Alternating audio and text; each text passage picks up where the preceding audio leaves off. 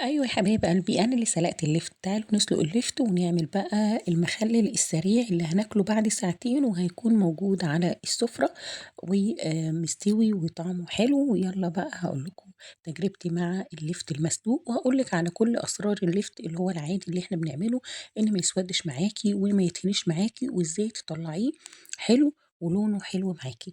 ماشي، بس ما تنسونيش تدعموني وتعملوا لي لايك وكومنت كده حلو زيكم، واللايك ما بيكلفكيش كتير والله. يلا نصلي على الحبيب المصطفى عليه افضل الصلاه والسلام. بصوا بقى، نسمي بسم الله. احنا لما بنيجي نلاقي اللفت نلاقيها التقيله، يعني ما نجيبش اللفته الخفيفه. الخفيفه دي بتبقى مفرغه من جوه، او بتبقى زي ما بيقولوا كده عامله زي السفنجه. فاحنا بنجيب اللفت كده نمسكها في ايدينا وتبقى تقيله في ايدينا. تمام. الاحجام بقى زي ما انت تحبي، يعني لو عايزه تجيبي صغير يبقى كله يبقى صغير، لو عايزه تجيبي كبير يبقى كله، عشان يبقى السوا بتاعه واحد، ما يبقاش الصغير دوت بيستوي بسرعه فيتهري معانا.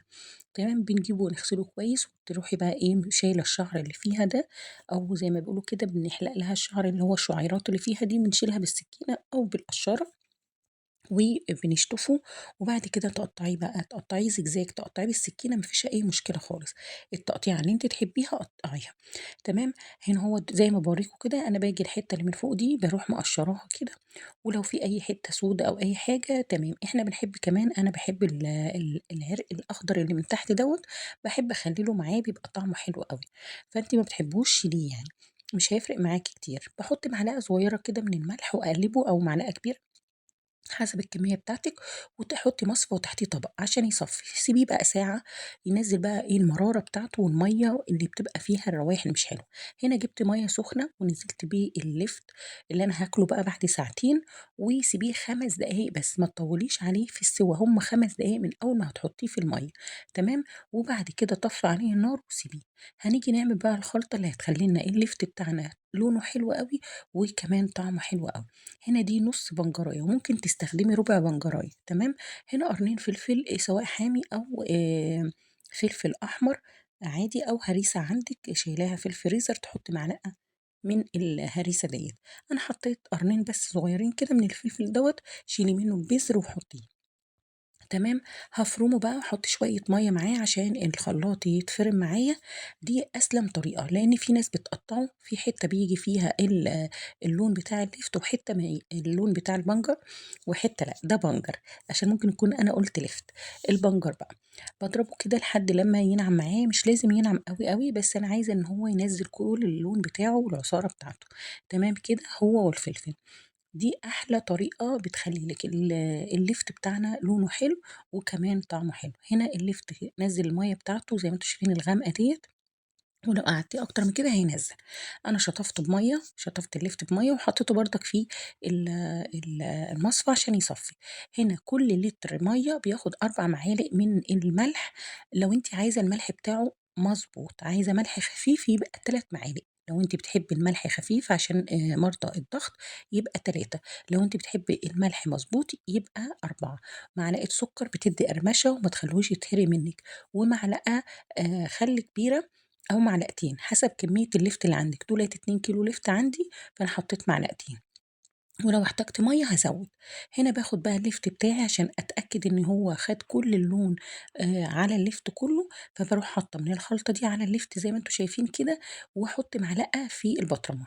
نيجي بقى للبطرمان. البطرمان عشان تيجي يامّه مَلَك إحنا بنيجي نعمل الليفت بيسوَد مننا، مع إننا بنحط بنجر وبنمشي بالخطوات بيبقى مغمق في أو بيطلع أسود.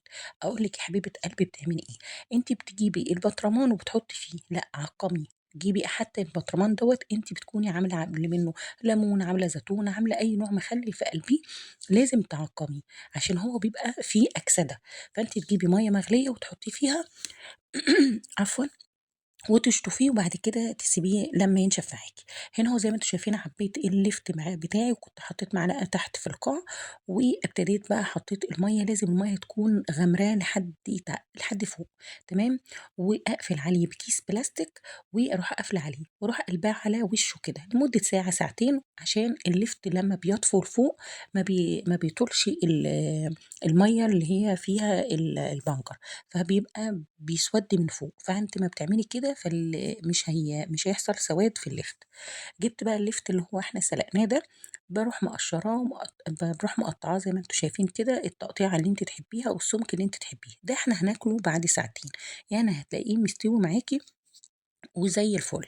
تمام، أنا هنا قطّعته زي ما أنتم شايفين كده أهوّة وهو سُخن، قطّعته أنا يا دوبك سِبته يبرد على بال ما خلّصت إيه البطرمان الأولاني دوّة، فهو برد شوية وابتديت بقى إن أنا أقطّعه زي ما أنتم شايفين، وهنعمل نفس الخطوات.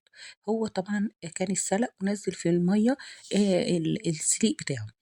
فمش محتاج بقى إن أنا أحط له أي حاجة، حطيت بقى معلقة من الخلطة كده، وابتديت إن أنا أقلّبه كويس جدًا، وأبتدي إن أنا أحط في البطرمان اللي أنا هاعبيه برضك معلقة من تحت. ممكن إن أنتِ لو ما بتحبيش اللون مثلًا طاغي أوي، فما تحطيش المعلقة اللي أنا حطيتها في البطرمان من تحت، يعني هو كفاية اللون أو البنجر اللي هو معاه في اللفت كده اللي أنا قلّبته في اللفت، ده بتضمني إن هو كل لفتاية خدت من البنجر.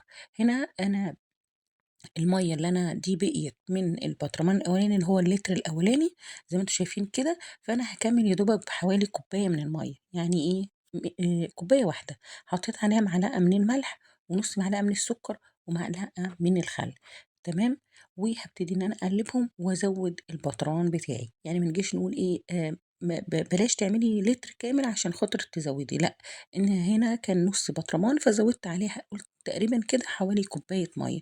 مش هتفرق بقى لو حطيتِ معلقتين زيادة، تمام، لازم المَيّة تبقى غامرة الليفت وتجيبي كيس بلاستيك كده نضيف وتروحي إيه قافلة عليه وتقلبيه على وشه وتسيبيه ساعتين وبعد كده تروحي إيه عادلاه، تمام كده أهوّة. أنا سِبته بعد ساعتين وهنبتدي بقى نطلّعه ونشوف بقى الشكل حلو أوي والطعم حلو برضك، عامل زي المخلل بتاع المحلات اللي هو بتاعة الفول والطعمية اللي هو إيه بتاكليه، فيه قرشة كده يعني بُصّي هو متحيّق وكل شيء، فيه قرشة يعني تحسّي كده فيه لسه قرشة، بس هو للأمانة بيبقى فيه سِنّة مرارة، سِنّة مرارة لو هتاكليه في نفس اليوم، إنّما لو قعد لتاني يوم والّا كده المرارة بتروح.